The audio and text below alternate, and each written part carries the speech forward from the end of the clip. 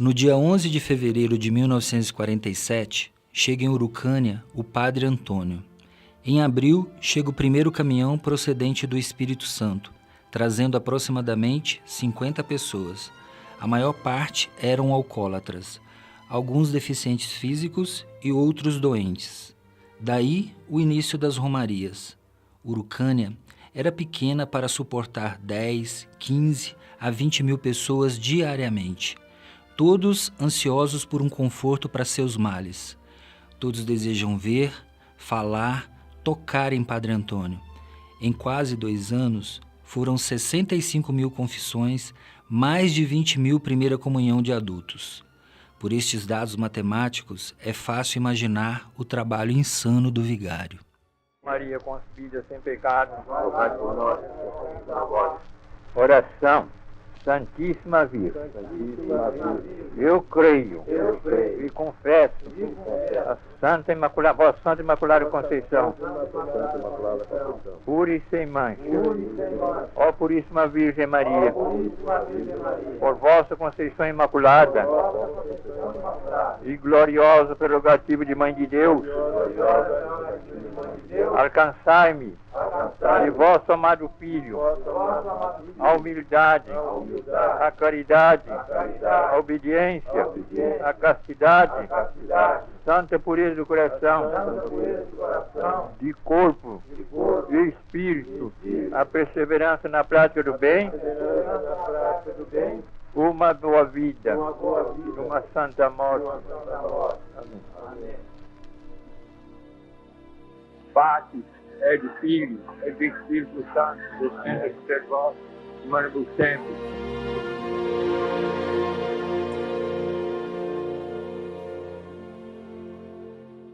Eu guardo saudade, muita saudade de Padre Antônio, muita saudade mesmo.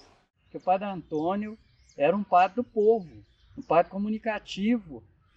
Ele era um padre afrodescendente, estatura média, 1,68 m, e tinha o hábito de fumar cachimbo, cheirar rapé, e andava pela rua aí, fumando seu cachimbo, né?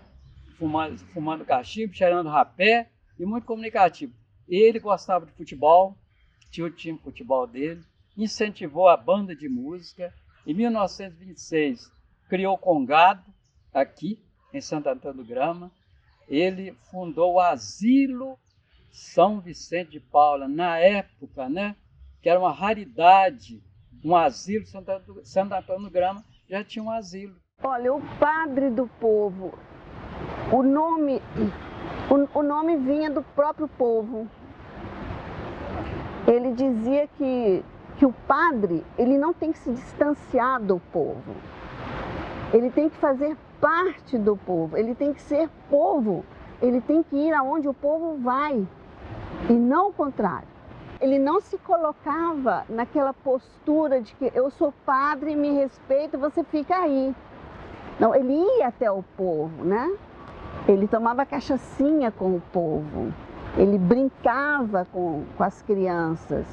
Então essa afinidade que ele tinha com o povo é de onde surgiu o amor do povo por ele. Então ele era o padre do povo, e não aquele padre que se isolava na sacristia ou se isolava em seus feudos, né? Ele estava lá misturado com o povo. E daí o nome, o Padre do Povo. Era como ele era conhecido, o Padre do Povo. Eu não posso dizer que o Padre Antônio era só popular. O Padre Antônio era só um padre que fazia milagres. O Padre Antônio era um ser humano que, se formos debruçar sobre a história de vida dele, nós teremos muitos trabalhos, N trabalhos que possam estudar a trajetória de Padre Antônio sobre vários aspectos, sobre vários enfoques. Então, no início, quando eu falei assim, gente, escrever história de padre, eu não tinha muito interesse, mas depois eu fui ficando empolgado com a história do padre, sabe? Então, aquilo me emocionou muito, sabe? E eu cheguei à conclusão que realmente ele é uma pessoa fora de série, excepcional, Padre Antônio, sabe? E ele era uma pessoa completa, um padre completo. Eu definiria Padre Antônio como um padre da oração e da ação. Benedictio Deo Onipotente, Pater, et Filho, et Espírito Santo, descende. Então ele era um padre que tinha a parte contemplativa dele e a parte dele de trabalho. Era um empreendedor. Ocorreu que eu já estava me formando em jornalismo e a minha irmã, que vive em Urucânia, me telefonou: venha, Carolina, venha para a festa da Nossa Senhora das Graças, é muito bonita, cada ano fica mais bonita. E eu perguntei a ela: tem alguma coisa escrito sobre o Padre Antônio? Ela me disse: não. Eu disse: mas como que está essa coisa da memória de Padre Antônio? Se perdeu? Ela disse: se perdeu, ou está se perdendo. O foco da festa é mais Nossa Senhora das Graças, mas ninguém fala em Padre Antônio. Me deu um estalo: eu vou para lá resgatar isso. E foi exatamente o que eu fiz. Com 2 dias de formada, eu fui para Urucânia e viajei toda a Zona da Mata, visitando as igrejas, entrevistando as pessoas mais antigas do local. E foi assim que reconstruí a história e fiz o livro. Eu sou formado em Direito, mas sempre um apaixonado pela história. E quando eu estive em Urucânia, eu sempre visitei Urucânia com a minha família, eu estive lá uma vez e tive contato com aquelas cartas que Padre Antônio recebia. E isso na adolescência. E eu olhava aquelas cartas e eu vi cartas da Argentina, dos Estados Unidos, eu vi cartas da Espanha. E aí eu ficava pensando o quanto de riqueza tinha naquele material que poderia um dia ser pesquisado, né? E quando eu fui para a Universidade Federal de Viçosa, eu de cara conheci a professora Carla Martins. E ela é uma pesquisadora de história da igreja. E quando eu comecei a conversar com ela, logo no início da graduação, eu ainda não tinha falado sobre o Padre Antônio, mas quando eu falei, ela não me deixou trabalhar com outro tema. Ela falou: você tem a monografia em suas mãos, a monografia está aí, você agora tem que ir atrás das informações. Com isso eu comecei a ir mais à Urucânia, mas já com um olhar de historiador, com um olhar de investigador, de quem vai correr atrás da informação, correr atrás dos vestígios do passado. E nesse percurso eu acabei encontrando pessoas maravilhosas. A Cida, lá em Urucânia, ela me recebeu de braços abertos, até hoje a gente mantém contato. E eu ela abriu um baú com várias cartas de Padre Antônio, mas nada era catalogado. Então, cada vez que eu ia a Urucânia, eu me deparava com mais informações. Padre Antônio foi uma personalidade, né? Nos 5 continentes. Eu me lembro quando fiz a pesquisa, eu encontrei caixotes e caixotes de cartas de todos os 5 continentes. Era impressionante a popularidade de Padre Antônio naquela época. Tanto que a Rádio Nacional colocou um estúdio lá para divulgar a bênção, né? As bênçãos de Padre Antônio. Ele era a primeira capa de todos os jornais no mundo inteiro na época. Estou te falando de pós-guerra, que foi em 1947, quando ainda não existia penicilina. O povo sofria muito com as doenças. Então, todo mundo queria conhecer esse padre que fazia milagres através da medalha milagrosa Nossa Senhora das Graças, o Padre Antônio de Urucânia. E para lá se dirigiam mais de 20.000 pessoas diariamente. Estão ouvindo a Rádio Nacional, diretamente da residência de Padre Antônio. Faltam poucos minutos para que o virtuoso sacerdote conceda a sua bênção.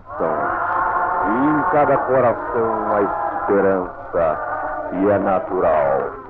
O sacrifício de vir a esta localidade buscar a bênção deve e merece ser compensado pela graça divina. Todos aqui esperam que Nossa Senhora das Graças se apiede da aflição que paira em cada coração, da angústia que cada alma traz e da deformação que cada corpo carrega. É esta uma irradiação da Rádio Nacional, em combinação com o matutino amanhã e o vespertino à noite. A senhora Beatriz Monteiro de Carvalho, eu encontrei vários cadernos lá com uma correspondência que ela trocava com o Padre Antônio. Então, naquela época, carros iam com o caderno e a pergunta aqui do Rio para Urucânia. Padre Antônio escrevia a resposta e o carro voltava. Muitas vezes esse carro encontrava com outro carro que já ia com outro caderno.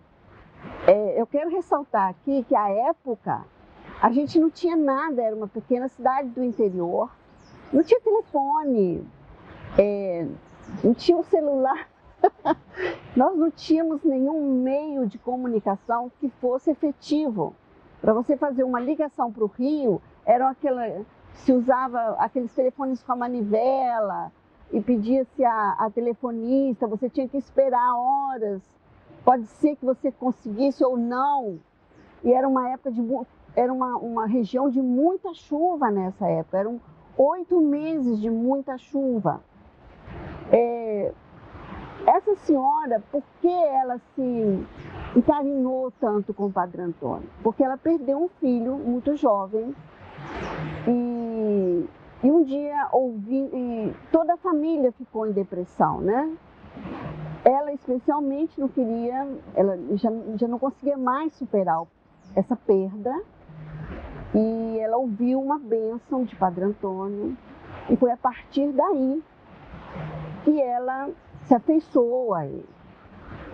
E se afeiçoou tanto que ficou sendo a protetora dele. O Padre Antônio, a única coisa que ele pedia a ela eram as medalhinhas. Nada mais. Ele sequer fazia menção de que ele estava sofrendo alguma coisa. Ela às vezes sabia, como ela soube que havia muito mosquito lá em Urucânia. Então ela mandou um mosquiteiro. Acho que até hoje tem no museu, né? O mosquiteiro que a dona Beatriz Monteiro de Carvalho enviou. Então o contato deles, e achei isso muito importante quando eu li que Padre Antônio autorizando a vinda da fábrica Volkswagen para o Brasil, né? Foi tudo através desse diálogo intenso que os dois tinham. Os cadernos estão lá, é até uma parte da história do Brasil que está lá. Quando o Getúlio Vargas, né, se suicida, toda a parte histórica do Brasil daquela época está ali registrado naqueles cadernos, naquela correspondência tão, eu diria assim, meio que sublime, porque ela o tratava como um santo e ele a tratava como uma filha. Era muito carinho em todas aquelas cartas, em todos aqueles cadernos, né, do ir e vir de cadernos entre o Rio e Urucânia.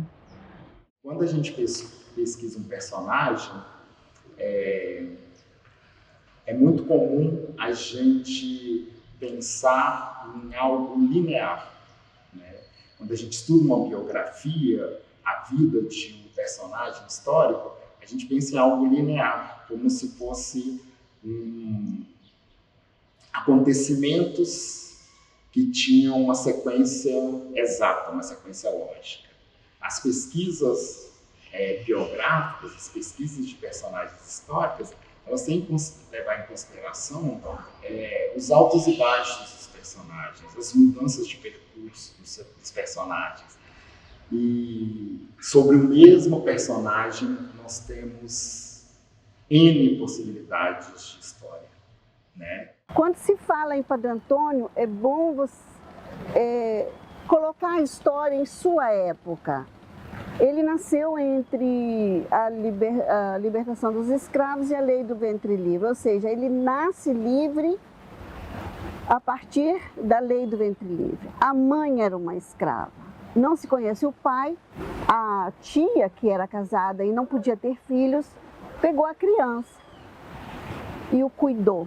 Ele dizia que ele era muito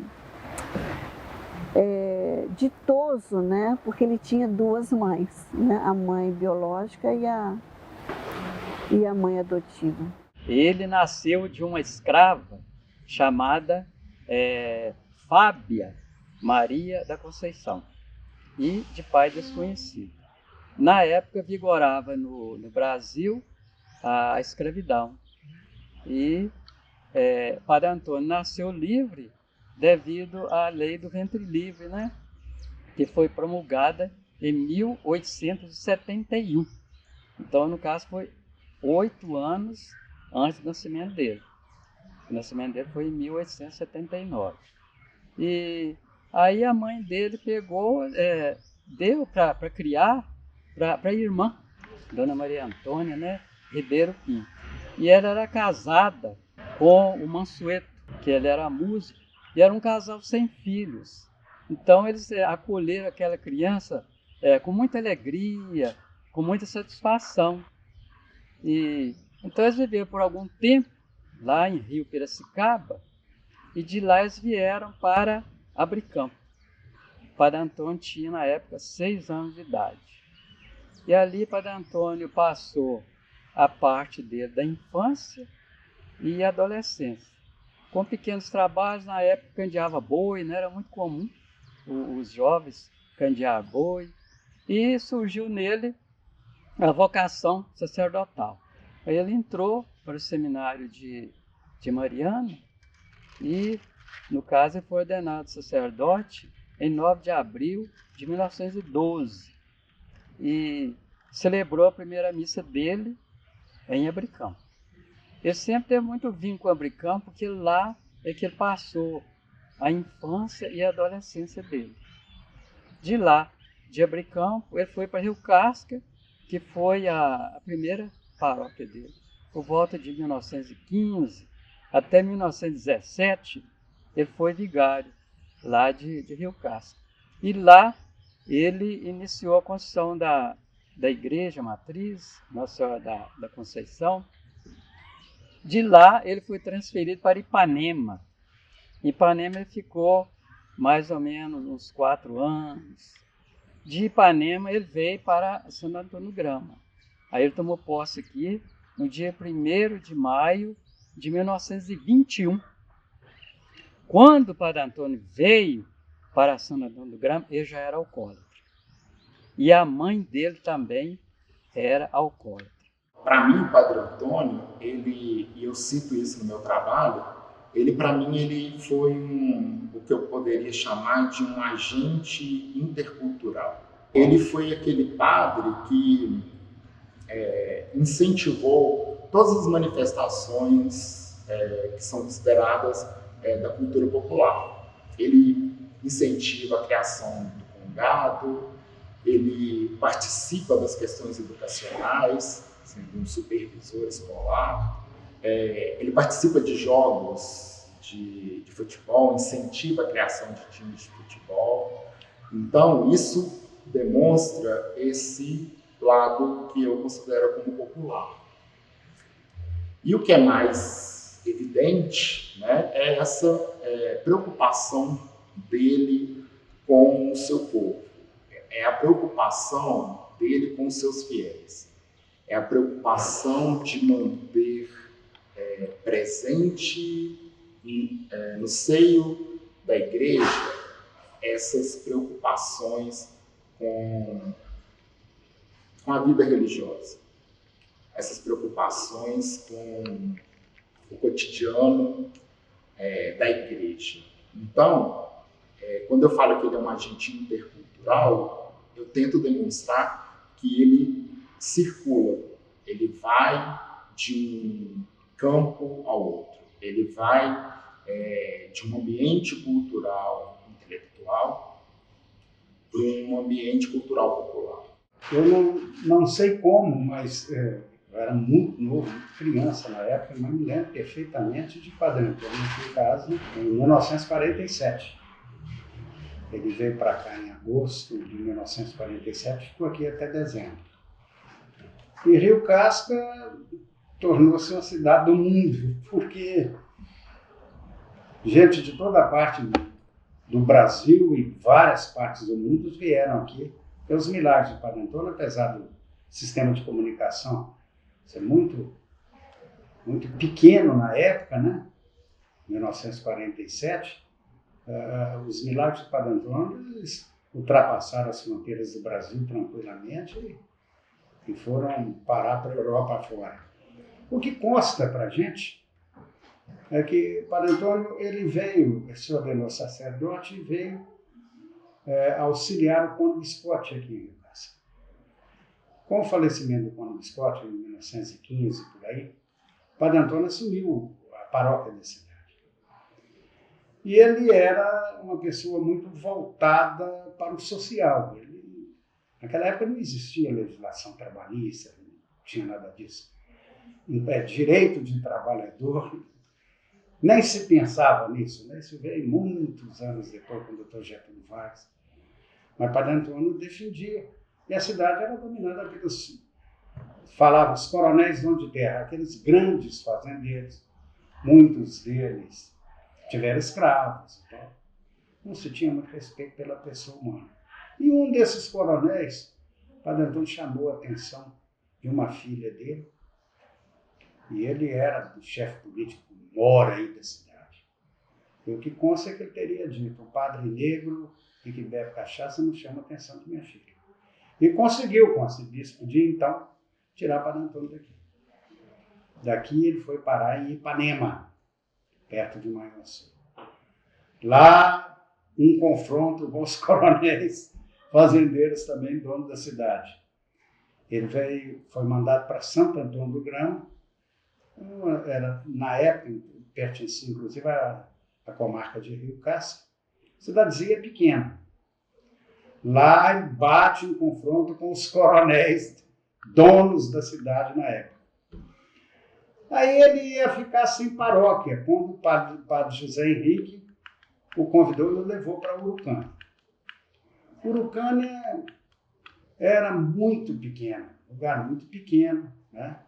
De dificílimo acesso, estrada de terra. Daqui a Ponte Nova era toda estrada de terra. Em Urucânia começaram os milagres de Padre Antônio. Mas aquilo começou a se expandir, a notícia começou a se expandir. Por quê? O pessoal vinha de Ponte Nova para Urucânia, fazia contato com a estação da Leopoldina, tinha telégrafo, né? E as comunicações, e aquilo começou a correr o Brasil. E o povo começou a ir para Urucânia. Só que lá não tinha nenhuma condição de receber a quantidade de romeiros que apareciam. Então começou a dar doença, o pessoal evacuava na rua, urinava na rua e tal. Quando ele passou aqui por Rio Casca, ele ficou muito amigo da minha avó, mãe do meu pai. E o que aconteceu? Meu pai já tinha formado em medicina, ele formou em 1930, e muito ligado a Padre Antônio. Ele foi a Urucânia e trouxe Padre Antônio aqui para Rio Casca. Porque Rio Casca era uma cidade já maior, com mais recursos, né? Tinha água potável, essas coisas todas. Eu me lembro perfeitamente, ali foi o quarto que o Padre Antônio ficou de agosto a dezembro de 1947. Me lembro perfeitamente, multidão de gente. Eu me lembro, num almoço aqui, ele sentado aqui na cabeceira da mesa, ganhou uma lata de doce, que vinha 4 doces finos, goiabada, figada, pessegada e laranjada. Abriram a lata, meu pai abriu, ele falou, Juquita, joga isso fora. Papai jogou dessa janela, aí as galinhas que correram e comeram, morreram envenenadas. Quer dizer, tentaram matar Padre Antônio várias vezes, com toda certeza. E a gente estava no hospital de Nossa Senhora das Dores, em Ponte Nova. E 15 dias antes dele falecer, ele falou para mim que não tinha nada para deixar para mim.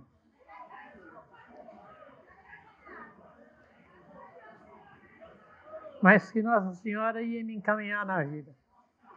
Pouco tempo depois,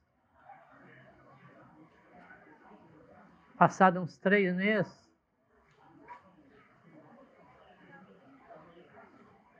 do falecimento do Padre Antônio,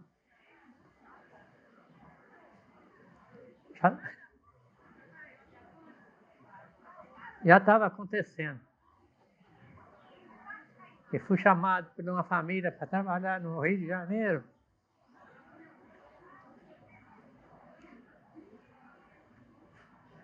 Onde eu beijei a cadeira que Nossa Senhora apareceu para Santa Catarina da Boré, já na França, lá em Paris. E daí para lá, tudo que Padre Antônio falou para mim aconteceu. Minha vida estava entregue nas mãos de Nossa Senhora. O medo vinha de toda parte do mundo, não só do Brasil, que até do estrangeiro veio gente aqui receber as bênçãos de Padre Antônio. E ele com aquela paciência, com aquela caridade, com aquela fé que ele tinha em Nossa Senhora, e através de Nossa Senhora as graças aconteciam. 1947 foi a época que começou aqui a Romaria, a grande Romaria, que por causa do Padre Antônio Ribeiro Pinto, que veio aqui para a nossa cidade, e com ele aumentou a devoção a Nossa Senhora das Graças. Ele dava bênçãos para as pessoas, invocando o poder de Nossa Senhora das Graças. Ele mesmo falava: não sou eu que faço nada, é Nossa Senhora que dá a bênção para vocês. Ó Maria concebida sem pecado. Ó Maria concebida sem pecado. Nessa época eu contava com 14 anos, era uma mocinha de 14 anos, e porque morava em frente à casa do padre, eu apreciava tudo que acontecia na época. Então eu apreciei e eu vi muitos e muitos milagres acontecendo aqui em Urucânia. A época era uma romaria imensa, e o lugar, como até hoje é, uma cidadezinha pequena, sem muito recurso, comportava esse povo todo. Então, a hora da bênção dele, parece que a fé das pessoas era tão grande que era uma força misteriosa que acontecia, porque no meio da multidão alguém gritava: viva Nossa Senhora das Graças! E o que acontecia? Um milagre naquela hora. Era um cego que enxergava, era uma criança que não andava e começou a andar, era uma pessoa que estava paralítica, que resolveu animadamente levantar da cadeira e teve uma força de sair, dando os passos, os primeiros passos, e outros assuntos mais. Os milagres, toda hora a gente ouvia, gritava milagre, podia correr, que era um milagre que estava acontecendo, né? E nessa ocasião das bênçãos dele, nessa ocasião ele ainda morava lá na casa paroquial, lá em cima. E essa casa era em frente à minha casa. Então eu assisti uma bênção que ele deu, que eu fiquei encabulada, sabe?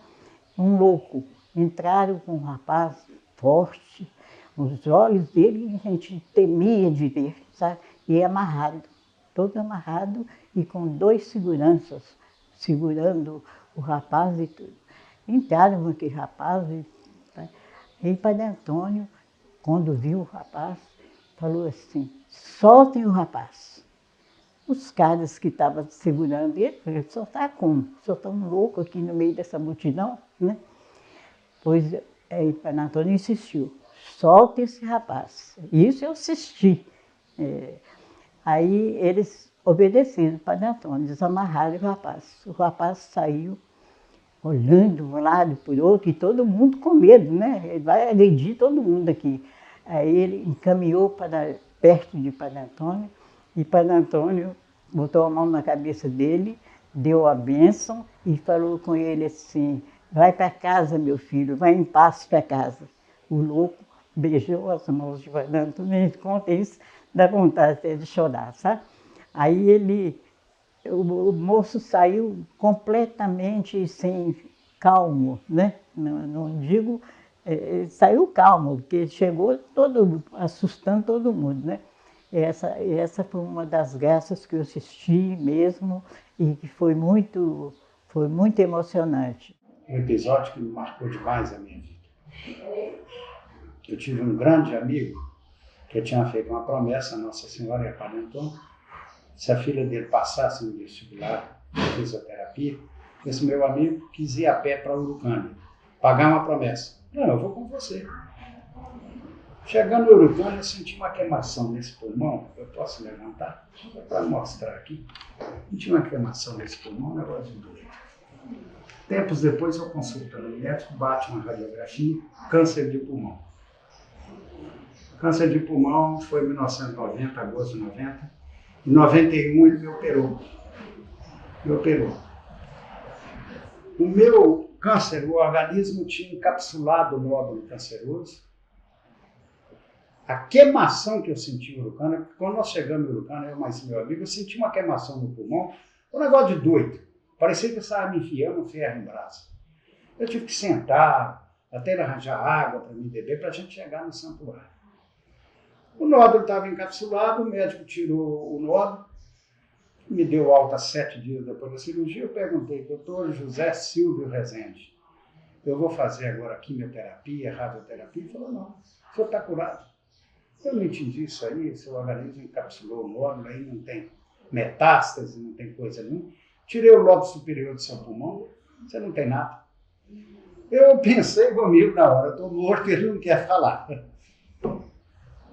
Perguntei para ele, eu posso beber? Ele falou, pode tomar seus uísques e tal. Coisa assim presente. Eu ia de 6 em 6 meses no consultório dele. Um dia eu contei para ele a história da queimação que eu senti no pulmão. Quando eu falei com ele, foi em Urucânia, pagando a promessa para Padre Antônio e Nossa Senhora, ele falou, eu fui a Rio Casca, era a casa de um médico, na Romaria de Padre Antônio, eu saí de Belo Horizonte, Central do Brasil, eu fui em cima de um vagão da Central do Brasil até Ponte Nova. Lá a gente pegava um ônibus de Santo Antônio do Grama que chegava cá. Eu vi Padre Antônio na janela da casa do meu pai. O médico era meu pai. Aquela casa era a casa do meu pai. Falou, você pode estar certo, você foi curado por Nossa Senhora, Padre Antônio, desse câncer. Nós chegamos em Urucânia, o padre ainda não tinha chegado ainda lá na casa do Milagre, onde ele celebra, não. Aí depois que ele chegou. Então eu, minhas companhias, fiquei junto com ela, mas lá retirado, no terreirinho lá retirado. Aí tudo que ele chegou, meu pai falou assim para a mãe, agora o padre chegou. Aí lá um senhor que levou nós, que tinha orientado meu pai, que tinha falado para meu pai sobre o milagre de Padre Antônio, e nós já rezávamos para ele, já tinha a medalhinha que esse senhor vinha sempre em Urucânia, já conhecia o milagre, assistia a missa.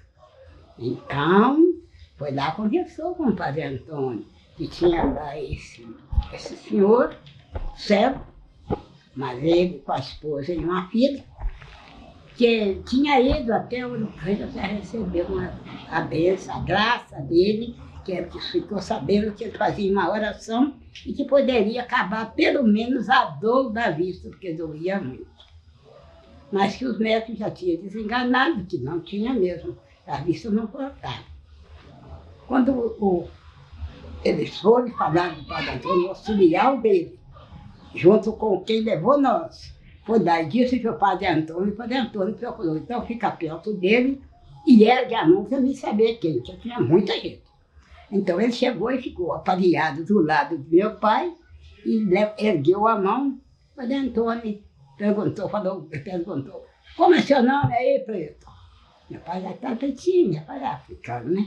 Aí, como é seu nome aí, preto? Felipe Santiago dos Santos. Aí eu disse assim, o que você está querendo? Você quer me orar a dor só que você enxergar? Aí ele falou, tenha fé viva, venha até aqui. Nem gostou, ele não tinha nem feito a confissão dele ainda não. Ele foi fazer a confissão depois que ele chegou lá perto, que eu queria ir lá, e eu seguro na mão dele, porque eu guiava ele, andava guiando ele, quando era mais era eu. Aí eu disse, menina, larga o braço dele. Eu dizia assim, ele não enxerga, larga o braço dele. Menina, larga o braço dele. Larga, menina, o braço dele. Aí quando ele falou alto comigo, né, raivoso, ele chegou lá, me lá nervoso também.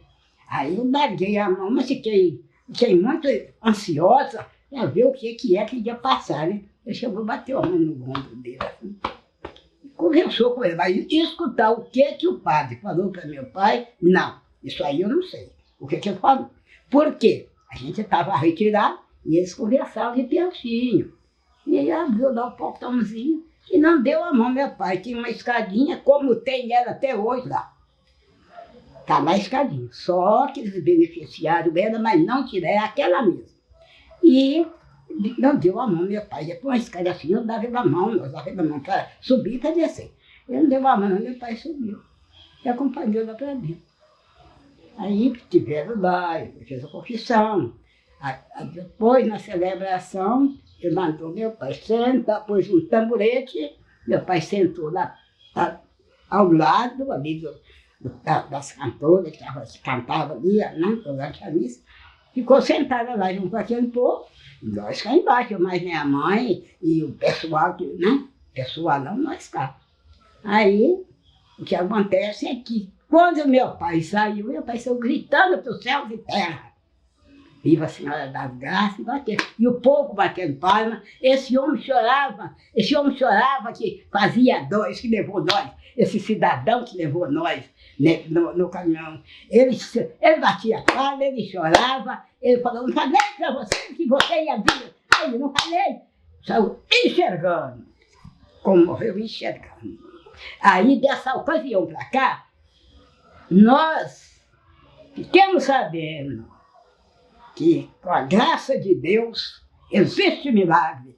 Quem tiver fé viva, tem milagre. O Padre Antônio tinha fé viva. Milagre era algo muito importante, né?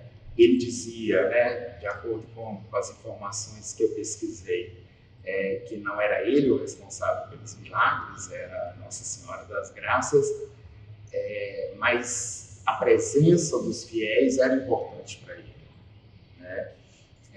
Não como uma estrela nos dias de hoje, né? Como o centro das atenções. Ele sempre voltava o centro das atenções para Nossa Senhora das Graças. E isso, nos livros que eu li sobre ele e na documentação que eu tive acesso, nas cartas que ele enviava, ele sempre procurava deixar isso claro, né? O milagre era algo importante, mas não era só, né, o milagre. Era essa participação na igreja, essa vivência religiosa que ele sempre buscou, que ele sempre procurou incentivar nos seus fiéis. Eu queria agradecer a Nossa Senhora tudo de bom que ela tinha feito por mim. Quando eu fazia minhas caminhadas de saída do Rio de Janeiro, na estrada, eu ficava pensando como é que eu ia fazer para fazer uma Nossa Senhora, porque na minha cabeça eu queria uma Nossa Senhora de uns 7 metros de altura. E consegui. Tudo darei a meu Jesus, por minha boa Mãe Maria, estrela brilhante, doce luz, causa da nossa alegria. Tudo a Jesus, tudo a Maria, tudo a Jesus.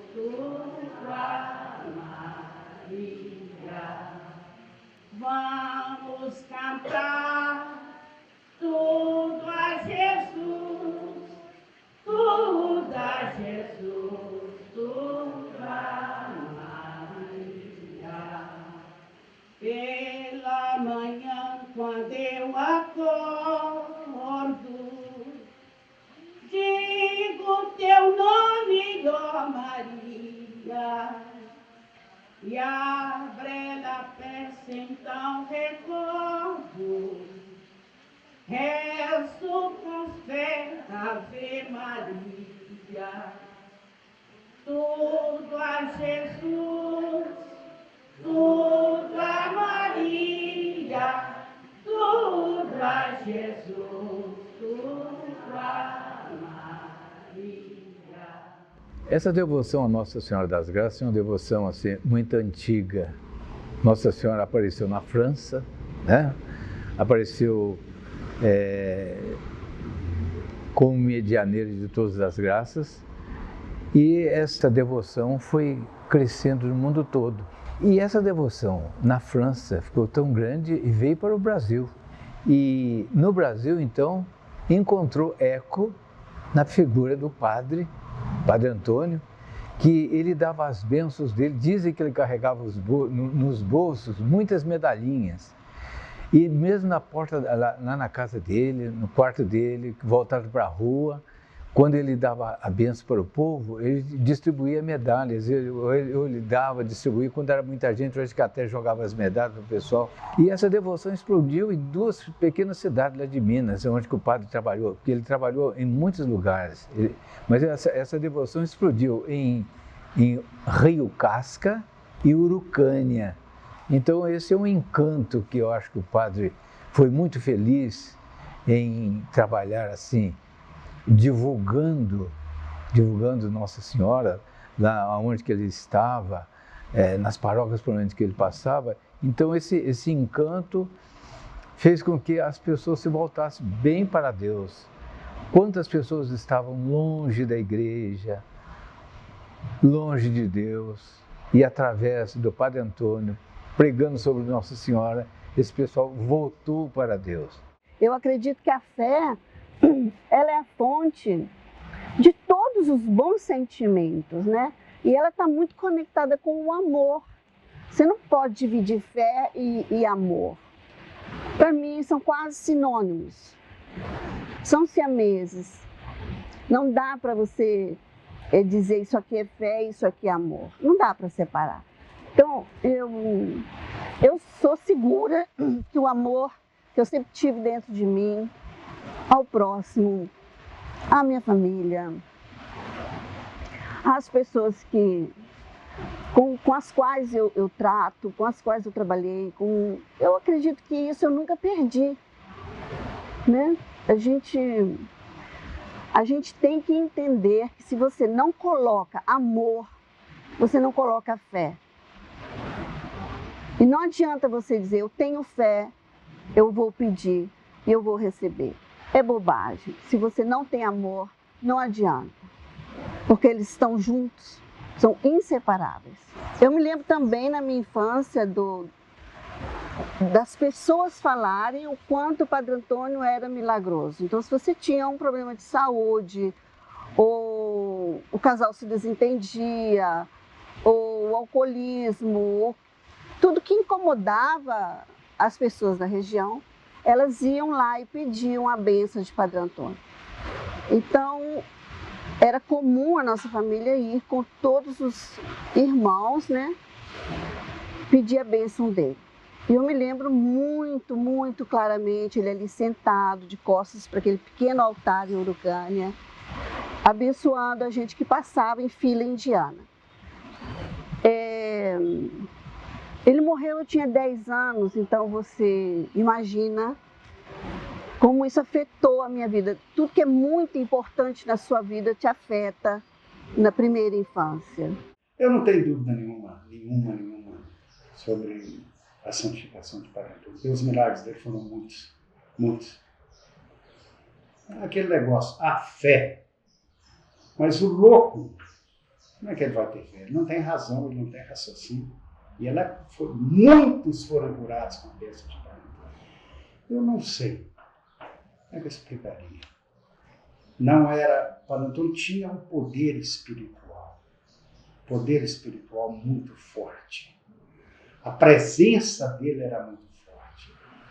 A fala dele era muito forte, era muito marcante, sabe? Isso tudo utilizado em favor do bem, né? Em favor do bem, em favor da caridade, em favor do bem.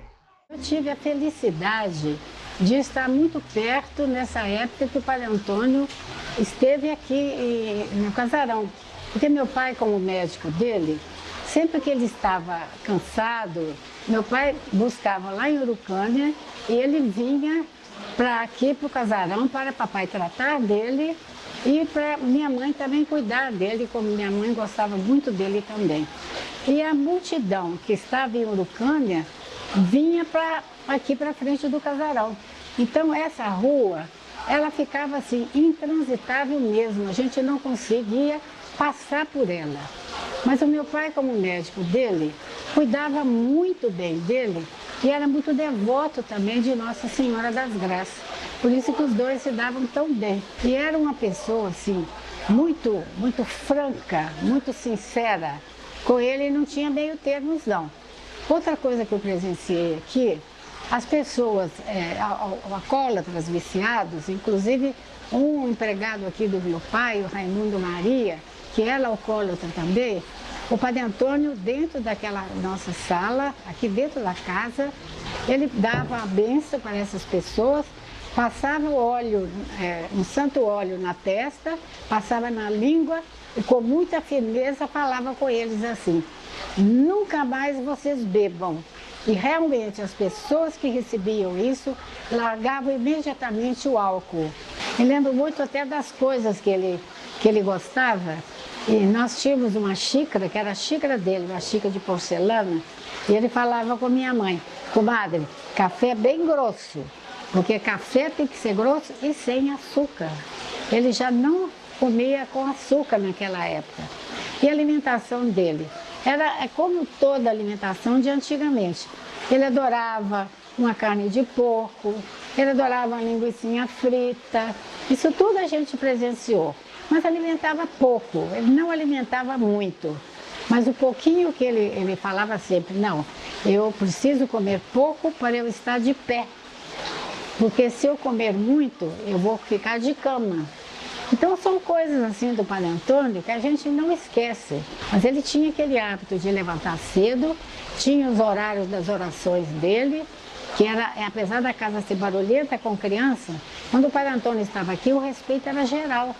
Então as crianças brincavam no quintal para não fazer barulho, para deixar o Padre Antônio ficar descansando. Ele não admitia mentiras, não admitia. Inveja, ele falava que não se podia ter inveja. Ele aconselhava muita gente. E apesar de pequena, né, a gente ouvia os conselhos dele. E era assim, uma pessoa realmente muito especial para toda a minha família. O livro Milagres da Fé tem uma página dupla com a foto do pessoal, a multidão que estava aqui. Era em frente à igreja nessa época. O Padre Antônio ainda saía da casa dele para dar a bênção na frente da igreja. Então, ali na praça, na frente da igreja ali, o pessoal ficava em cima dos carros. Tinha gente que subia até em cima dos carros com as garrafas. E as garrafas eram como é que a gente chama? Também a palavra agora vai me sumir. Um festival de garrafas coloridas. Porque tinha garrafa branca, verde, âmbar, todo jeito tinha garrafas. E o pessoal com as garrafas d'água na hora da bênção da água. Para o Padre Antônio benzer as águas, né, que ele benzia, dava a bênção das águas, a bênção das medalhas. E quando ele dava a bênção das medalhas, às vezes eles mostravam um retrato dele, ele falava: tira o retrato desse bobo daí, não sou eu que faço nada, é Nossa Senhora das Graças que realiza as bênçãos. Eu achei bonita também essa situação, isso também ficou gravado na minha memória, o festival de garrafas coloridas. A minha casa é em frente à casa paroquial que o padre dava as bênçãos. Então ele mandou falar com minha mãe, que ele não era de aceitar as pessoas, não. E ele aceitou o Álvaro Gonçalves. A primeira vez que ele viu o Álvaro Gonçalves, ele já gostou do Álvaro. Ele aceitou. Então o Álvaro era de dentro da casa dele. Ele foi e falou com o Álvaro, mandou falar com a mamãe que aceitasse o pessoal da Nacional aqui, porque era gente de bem.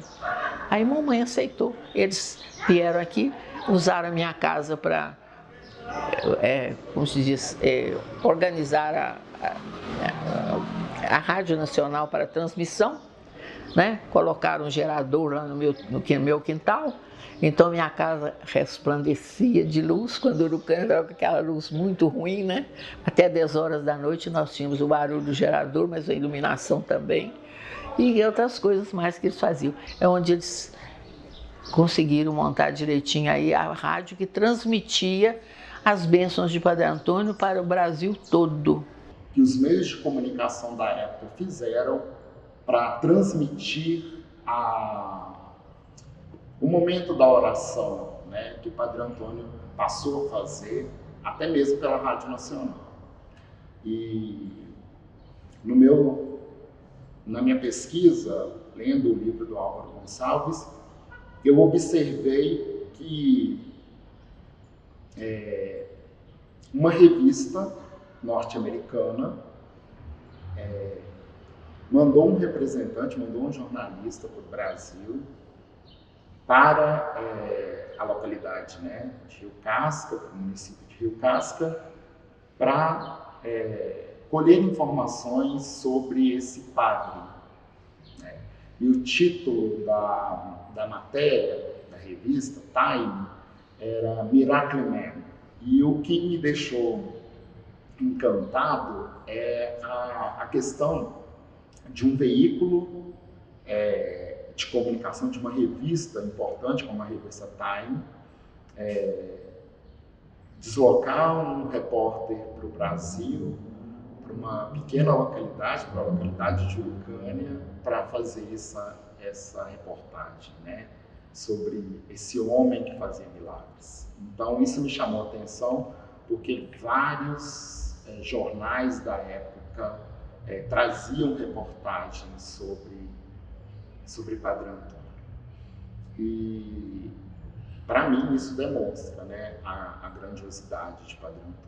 Então ele foi um padre assim, social. Outra coisa, o almoço. Padre Antônio sempre gostava de almoçar com alguém. Ele ficava por ali na hora do almoço, quando passava alguém, vem almoçar comigo. Então foi assim até ele em Urucânia. Lembro-me uma vez que eu fui com a minha mãe receber a bênção dele lá em Urucânia. Quando ele viu a minha mãe, após a bênção, vem almoçar comigo. Nós almoçamos com ele um franguinho com quiabo e com angu, que ele gostava muito do franguinho com quiabo. E na mesa dele, cheia de gente almoçando. Então ele era um padre social. E o que eu admiro no Padre Antônio é que ele tinha trânsito livre entre o povo e as elites, entre a nata social e o povo. Ele tinha trânsito livre. Era um padre muito culto. E o alcoolismo em Santo Antônio do Grama sempre foi encarado com naturalidade, porque havia muitos casos de alcoolismo em Santo Antônio do Grama. E aqui a bebida da cachaça ainda é um costume, como é o costume beber vinho no Rio Grande do Sul. O problema é que alguns exageram. Então, na época, as famílias sempre tinham um caso de alcoolismo de algum membro.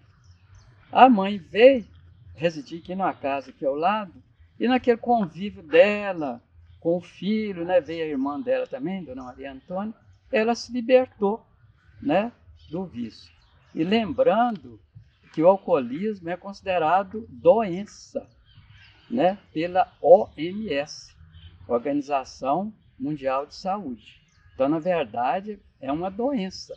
Quando o Padre Antônio já havia se ordenado padre, ele se ordenou padre, já tinha os seus 33 anos de idade, ele pede a Nossa Senhora das Graças que passe o vício da mãe para ele. Ele era um homem e ele podia lutar contra esse vício, ele tinha mais forças que ela. Então, ela se cura. E quem adquire o vício do alcoolismo é Padre Antônio. Eu acredito também que o fato de, naquela época, a região era muito fria, extremamente fria. E esse hábito do excesso de missas que ele celebrava, e também o hábito de sempre de estar esquentando o próprio corpo com uma cachaçinha, porque ele se movia de uma igreja para outra para celebrar as missas em cavalo. Era muito, muito frio a região, muito, extremamente frio lá. Como acredito até hoje na zona da Mata Mineira, na época de inverno, eu imagino naquela época que chovia 8 meses seguidos. Então o Padre Antônio adquiriu o vício. Dizem até que quando ele entrava na igreja para celebrar uma missa, ou um casamento, ou um batismo, ele ficava completamente sóbrio. E esse vício, ele só se livrou dele quando a mãe morre em 1900, se não me engano, 1928, que é quando os milagres começam a aparecer. E sobre o alcoolismo dele, sempre foi encarado aqui em Santo Antônio do Grama, gente, com naturalidade. Ele nunca escondeu que era alcoólatra. Tanto é que ele foi transferido, né, pelo arcebispo Manuel Verso para São Sebastião do Grota. O povo do Grama fez caravana, foi até Mariana, pediu, solicitou ao Dom Elvésio que retornasse Padre Antônio para Santo Antônio do Grama. E o arcebispo aceitou a solicitação do povo do Grama e Padre Antônio voltou para Santo Antônio do Grama como 11º vigário. E quando foi por volta de 1935, Padre Antônio, com sua fé, com a força de vontade dele, com a determinação, com o exemplo da mãe dele, que com muita fé havia se libertado, ele também se libertou dessa doença, que alguns chamam de vício. E começou a dar as bênçãos dele aqui em Santo Antônio do Grama. Com isso, ele serviu de exemplo para os alcoólatras que passaram a procurá-lo. E ele dará a bênção de Nossa Senhora das Graças, distribuindo a medalha milagrosa. Quer dizer o seguinte: o alcoolismo nunca prejudicou, no caso, os ofícios religiosos do Padre Antônio. Nunca. Ele pesquisei aqui profundamente em Santo Antônio do Grama, nada encontrei que desabonasse a vida sacerdotal de Padre Antônio. A vida sacerdotal de Padre Antônio em Santo Antônio do Grama foi uma vida íntegra. A história de Padre Antônio faz parte do Museu Padre Antônio Ribeiro Pinto, em Lucânia, mas aquele lugar onde estão essas histórias tem muita vida. Né? Para mim, o museu, a casa onde Padre Antônio viveu, é um local de muita vida. Quando nós observamos os visitantes que vão à casa, é comovente você ver uma pessoa que se emociona ao tocar um lugar que Padre Antônio dormiu ou que Padre Antônio esteve presente. Então, para mim, aquele lugar é um lugar de muita vida, mas para outros faz parte da história. Aqui nesse museu aqui, ele trabalhou muitos anos, né? A intenção do Padre Antônio, a vontade do Padre Antônio era construir o santuário, mas ele presenciou o começo da terraplanagem, ele presenciou, isso foi em 62. E no dia que ele benzeu a pedra fundamental, ele disse essas palavras: essa casa será a casa de Deus, onde muitos benefícios virão desse templo sagrado. A fé que eu tenho nele é tão viva que eu rezo as pessoas. Eu rezo as pessoas e dou a medalhinha. De Padre, eu dou aquela medalhinha de Nossa Senhora da Senhora, daquela mesma que ele deu para o meu pai, amarrou aquele contãozinho azul, com aquela medalhinha, mandou meu pai tomar água, colocar a medalhinha na água para tomar as 3 Ave Maria, 3 Maria Concebida. Do mesmo jeito eu faço. Começar a novena Nossa Senhora das Graças. Quando fizer 10 dias, estiver aqui, fazer a comunhão lá. Viu, filhos de Deus? Quando for tomar a água da medalha, toca lá dentro d'água, reza as 3 Ave Maria. E diz 3 Ave Maria que conseguir ser pecar. Na terceira ejaculatória, diz que cai na água. Toma água e passa na testa. E passa também na paralisia ou no lugar afetado. Viu? E já tem muito tempo, sabe? Eu faço, não estou lembrada, já fiz mais de 1000 medalhinhas. Porque tem muita gente alcançando milagre mesmo. É muita gente alcançando graça mesmo. Eu gosto de ajudar os outros. Se você não pode dar um presente, uma palavra, uma oração, né? É muito bom isso. Estão ouvindo a Rádio Nacional, irradiando diretamente da residência do Dr. José Miranda Chaves, em que se encontra Padre Antônio, em combinação com o matutino amanhã e o vespertino à noite.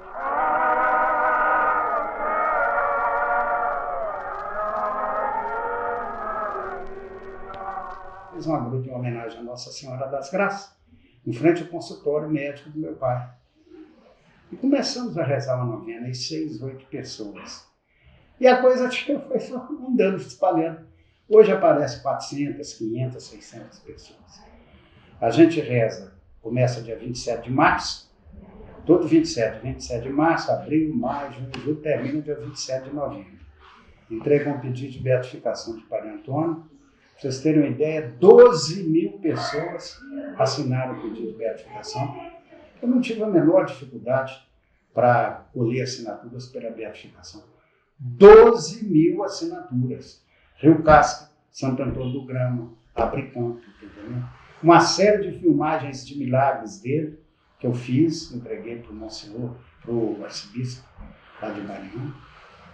E estamos esperando o processo de beatificação também. Sei que é uma coisa demorada, mas nós rezamos a novena aqui exatamente para pedir a intervenção de Nossa Senhora para que Padre Antônio seja considerado santo. Nós temos que ter amor à nossa pessoa, respeitar nós mesmos. Nós temos um respeito muito grande pela nossa figura. Quem respeita a si próprio, Deus escolhe nós para fazer alguma coisa para agradar o irmão. Graças a Deus, estou muito feliz.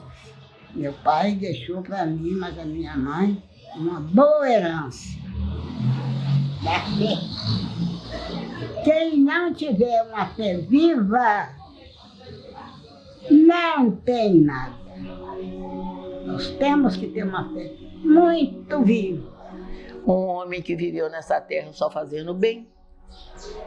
A vida dele que a gente conhece, pelas que a gente lê, a vida difícil que ele passou, de moço pobre, dificuldade para estudar, o tempo dele no seminário, tem livros aí, hoje sempre está contando as histórias dele. E você vê, ele se ordenou padre e continua a vida dele, só fez o bem. Então, se nós vivermos dentro daquilo que Jesus pede para a gente viver, a gente está se santificando. Não precisamos fazer grandes coisas, não. Você fazer aquilo que tem que ser feito. Ser uma pessoa dedicada ao mais simples. É aquele negócio seu, o irmão, olhar o próximo, amar o próximo. Então, isso é que santifica a gente nessa vida. Ele enfrenta tudo com muita força, com muita presença. Padre Antônio, lógico que eu não tive a oportunidade de conhecê-lo, mas ele faz parte da minha vida de uma forma que ele é muito... para mim, ele é uma figura muito forte. Padre Antônio, para mim, representa força. O foco do meu trabalho é mostrar essa faceta de Padre Antônio que vai além do milagre, né? Esse ser humano que é muito maior do que as questões relacionadas ao milagre. O milagre, ele é fundamental, ele é muito importante na figura de Padre Antônio, na trajetória de Padre Antônio. Essa relação com o milagre, essa relação com a Nossa Senhora das Graças é que joga luz, né? Lança Padre Antônio para o mundo, né? Mas ele não é só o padre que faz milagres. né? O padre que fazia milagres, melhor dizendo. Ele é um ser humano de múltiplas possibilidades de vida, né? O que eu concluo é o seguinte: Padre Antônio é uma figura excepcional, sabe? Serve de exemplo, de modelo. Vejam vocês que ele é afrodescendente, de origem humilde, um homem culto. O que eu admiro Padre Antônio, que ele tinha o costume de Dom Pedro II. Dom Pedro II, ele tinha um diário, ele anotava tudo. Então eles tinham medo do diário de Dom Pedro II, medo dele anotar.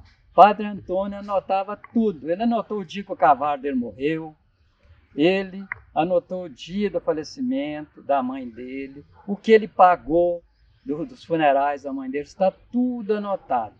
Isso facilita muito para o memorial, para, no caso, o levantamento histórico da vida dele.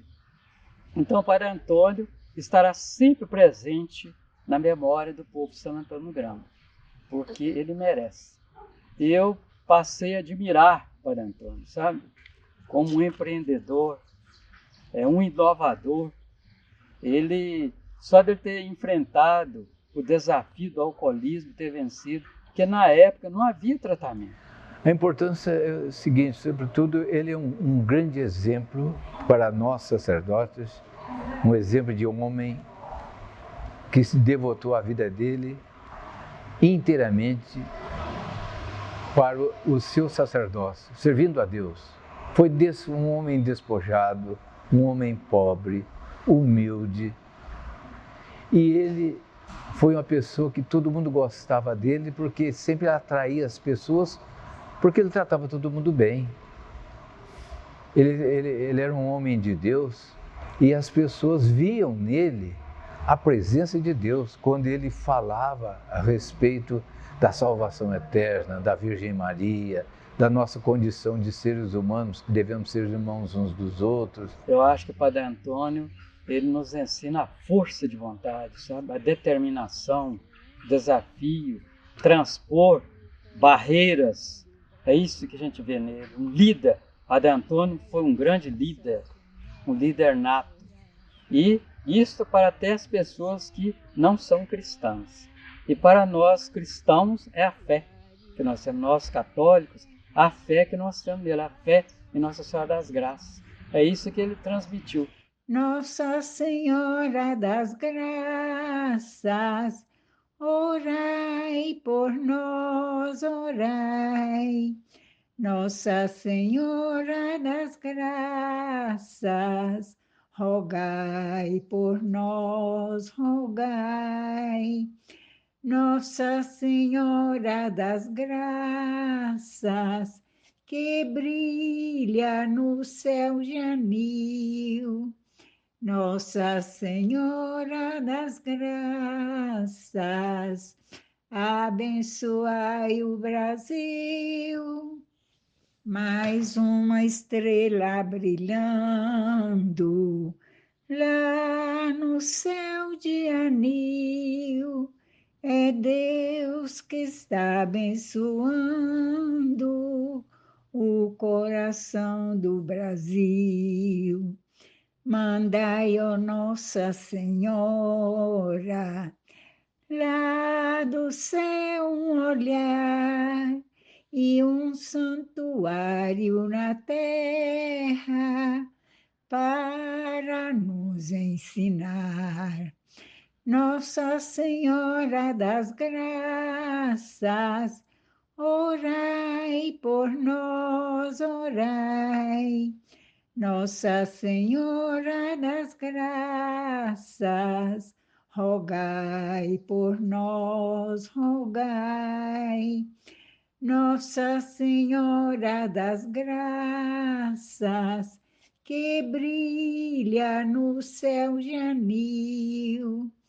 Nossa Senhora das Graças, abençoai o Brasil.